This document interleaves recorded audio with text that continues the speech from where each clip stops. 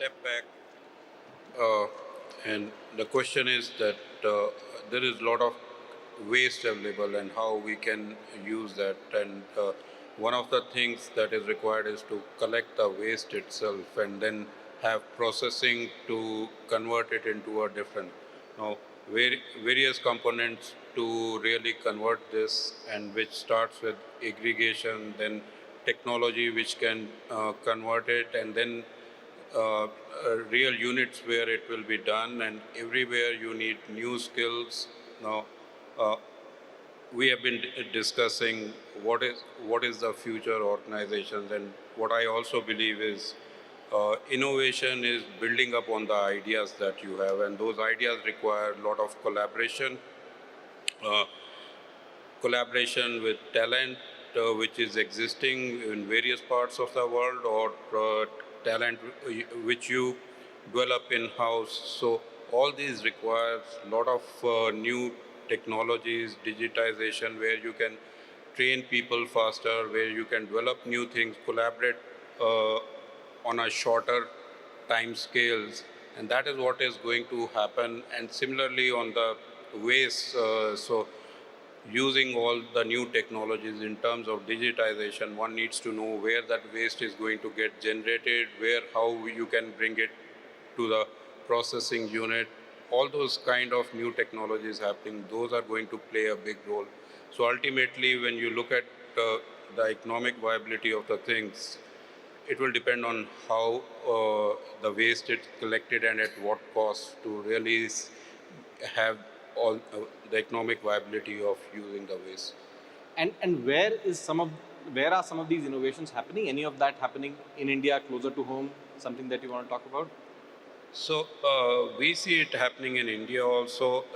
There was a time when it you would see that getting waste materials from the fields and everywhere, it would be difficult. But then once the technologies are coming up, once the new requirements are coming up, there is a lot of people who are started to look these as an opportunity, because one success leads to another, and people have started to look whether waste is real good business. That is the first thing you need to understand, because people move towards where they see there is a future for a long time to come. And so they would start to look at what is it that they can do. And I'm seeing things happening, youngsters coming out of college, they have been looking at electronic waste. Now, when you look at a material like a laptop, or let's say a TV, so many components go into it, and then if you have to scrap it, then all those components need to be dismantled and then recycled, or it has to go back into other steps. So there are youngsters who are looking into these things and using new technologies, where to find the first thing to find what are the materials which are going to be collected, and who is going to be the buyer of the converted material. So all those things, finding that sources and feedstock, and then taking it to where it is to be used, these are happening. I'm seeing it happening with the youngsters getting into all these new areas. That is so heartening to hear. And honestly, given the complexity of that in our country, you need innovative solutions to really round it up and get it to places where they can be processed. So just great to hear that. Thank you for that. Uh, Sajeev, on a similar, let me just kind of ask a slightly different question here. The focus on decarbonization has gone up substantially in the last few years, right? In any case, I mean, most large players were talking about optimizing energy, but that was primarily from the purpose of cost. I mean, that had been the key driver. Now, the push on decarbonization has added another reason for most corporations to bring down their energy cost. So that's a double benefit, if I may. And your organization, Yokogawa, which has been at the forefront of driving energy efficiency across the value chain, how do you see this as an opportunity? I mean, in my mind, it's tremendous, but I just want to hear from you as to what you think about it. Yeah. Thank you, Saurabh. Thank you, Saurabh. I think I'll answer this in two aspects. I think any challenge is an opportunity. So if you really look at it, the use of fossil fuels and India with its demographics needs the use of fossil fuels as well as renewables, at least for some period of time. Now looking at the aspect of when you use fossil fuels, you need to actually reduce the carbon emissions. So you need to have the technology on the IT OT space, which can actually help in the energy management as well as reduce the carbon effects on the atmosphere. That's where Yokogawa is focused on. The point is, we are also focused on a couple of other aspects besides the use of fossil fuels. We are actually driving renewable energy in a very big way. So our solutions now are garnered towards solar, wind, as well as hydropower. We have actually invested into a company which is actually trying to reduce the landfills of India by converting waste to energy or waste to wealth. So if you look at Delhi, for example, and the analogy that I would like to give is the solid waste that is out there is equivalent to the size of 14 football fields. That's the size of landfill that is there. It's a precarious point of time, but use that challenge to convert that into wealth in terms of energy or plastics to fuel. That's what we are focused on. So it's about driving two aspects, using our ability to measure and connect. We want to create a society or a planet which is healthy for people to live in. I think digital transformation aids that. Our solutions aid that. If you look at the advanced control solutions, and if you actually go to some of these places where you actually see integrated solid waste management, there's no automation as of now. It's human beings who are actually working in filth that we humans have actually given to the society. It's their job to clean, but the point, it's a provocative question that I'm asking, is it only their job or is it our job to clean the landfills and create that into wealth? Because I think we have a social responsibility, a collective responsibility that we have to create this country in a way that is hygienic to live in. We have to have a challenge which is garnered into an opportunity which transforms into well-being for all, but at the same time even giving you the opportunity to do business. So I think looking at this multifold aspects, energy decarbonization is only one aspect of it. I'm expanding it to the whole foray of trying to say that energy management across various strata of society, across various sectors of society, has to be handled in a much more responsible way. And that's where knowledge comes into the foray again. Because it's just not about a couple of people sitting in the boardroom. We have our responsibilities to manage it. It's not just about the cabinet ministers whose responsibility is. It's about the total country that we are talking about. I think each corporation has that responsibility towards the sustenance of the society. When we look at some of the solutions that we have, we are talking about CO emissions down by 20%, SO2 emissions down by 20%. That's the sort of reduction in emissions that we are talking about. We are talking about throughput increases by 5 to 10%. At the same time, using some of the solutions to reduce about 500 kilotons per annum per section of the plant. So when you look at the whole entire gamut of it, you can actually expand it on a multi-fold level across various sectors. So fossil fuels, important to reduce. Renewable energy, important to increase. A balance of it can be done only by solution, automation, and knowledge. That's my take on it. Thank you. Thank you, Sajeev, and that's fantastic. I can't but help make a brief point here.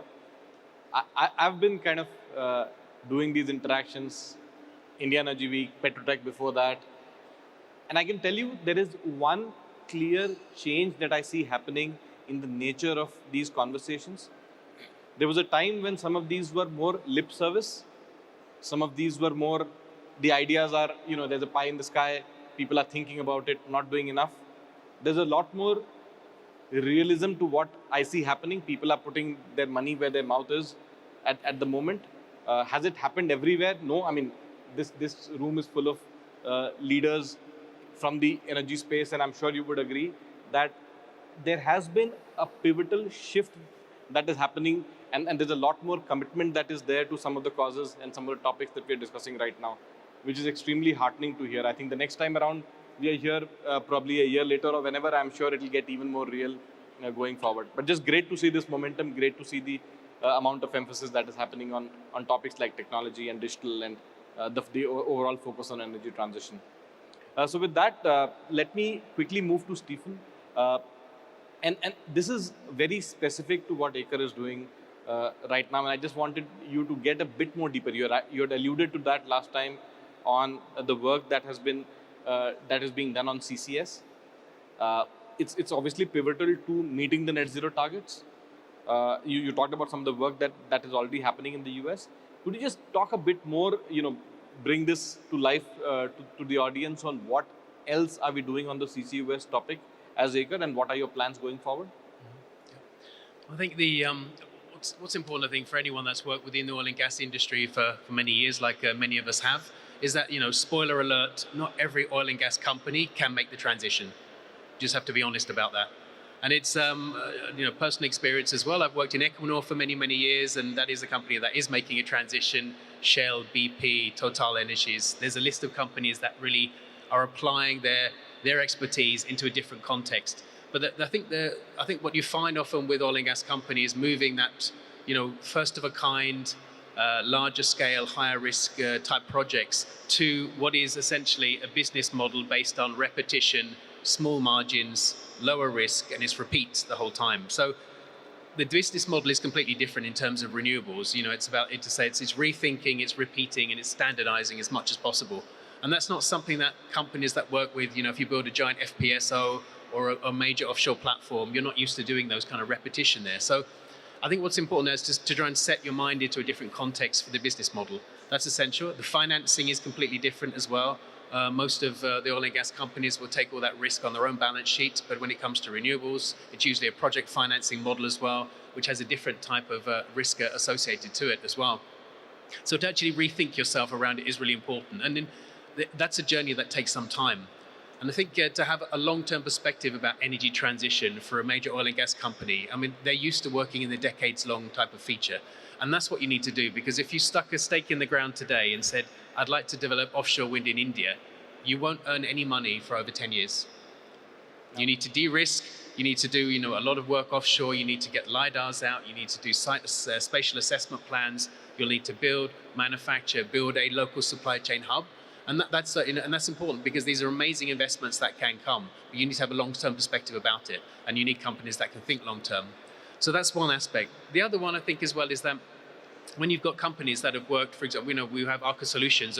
Of our 15,000 employees, we have 2,000 in India, and some of our best engineers are here. And they work on petrochemical plants, hydrogen plants, methanol, refineries, high pressure, high temperature, complicated gas compressing. These are skills that you can apply very much to the renewable space. And if you think of some of the, for example, the CCS projects we're working in at the moment in Norway and in the UK, about half the engineering is done from India.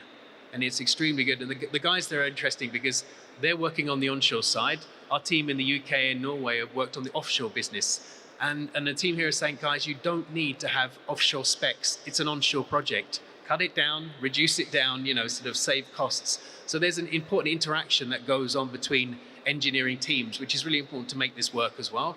The other one is, I think, as well, is that the integration of solutions as well is becoming more and more. And as we see this power to X phenomenon coming out from solar, from offshore wind, onshore wind as well, towards hydrogen and all the derivatives of hydrogen, is that having a sort of totally integration type of approach, that is really important too. And you get that free in some respects from the major oil and gas companies with project management skills. So, cut short, some aspects are transferable, but you need to rethink your business model.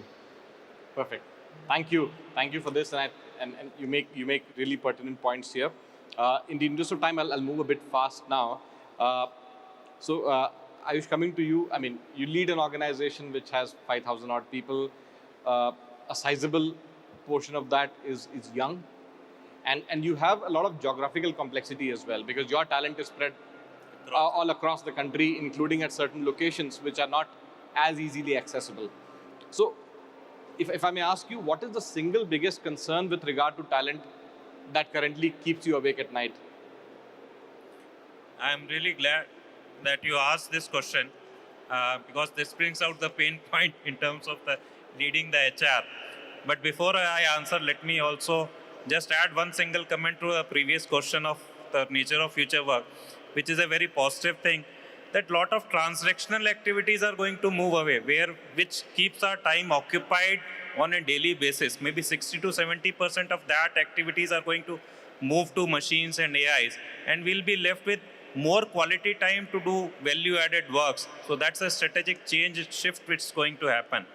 And then coming to the pain point or what keeps me awake in the night is, as you rightly said, there are several locations and most of the energy, whether it's a refinery or a fertilizer plant or a petrochemical plant, are going to be located away from the cities.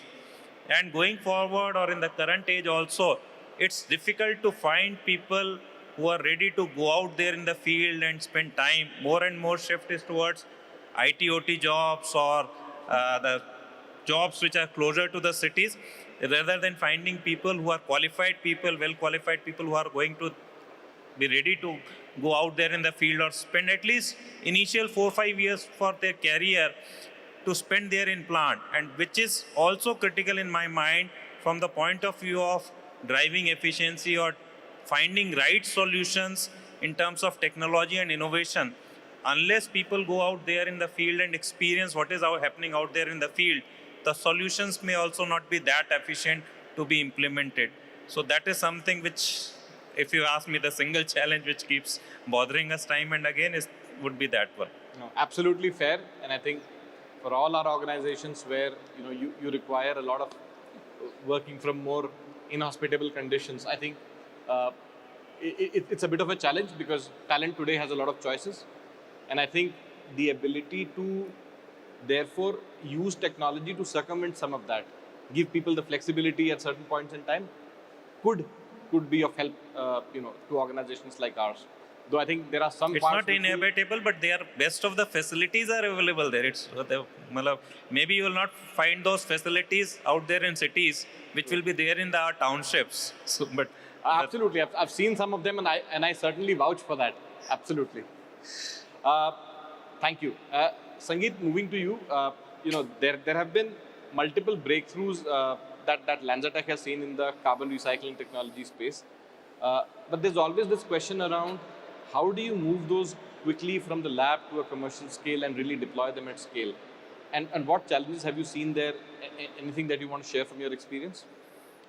So one key thing is any new thing or any innovation or a new idea, it has a lot of risk associated with it.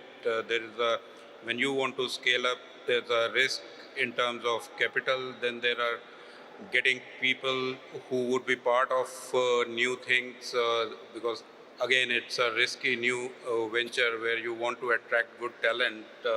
So these are things which really impact when you want to scale up technologies.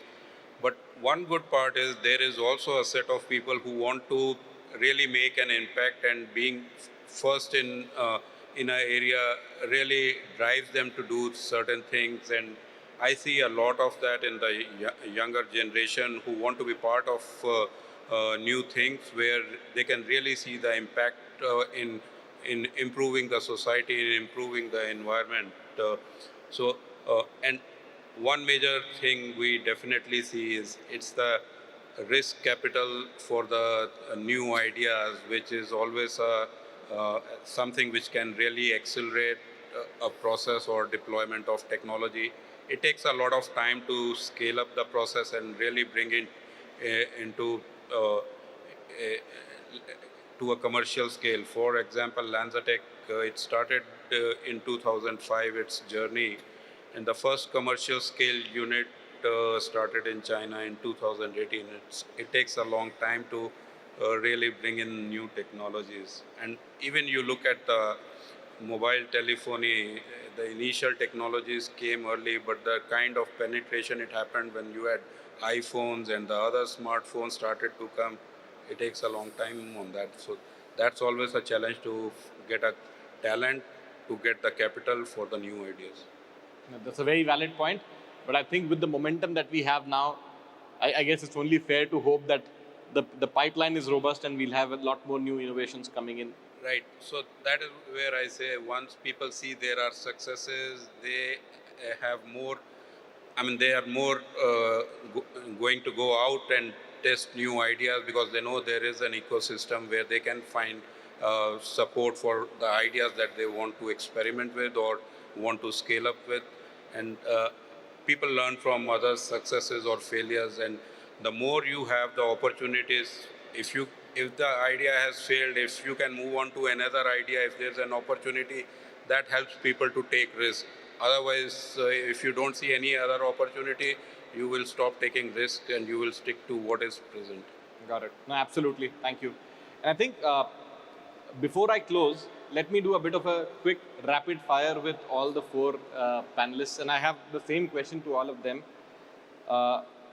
So what is, if I were to ask you, what is that one true disruptor that you see emerging in the energy sector, the sector that we are all part of? What would that be? And I'm going to ask the same question of everybody. So what's your view? Sajeev, I'll start with you. I would just put it in terms of an analogy, Saurabh. When the mobile phone came, we just used it for talking, right? Today, we use it for a gizmo of applications, including health, business transactions, mail, a lot of things.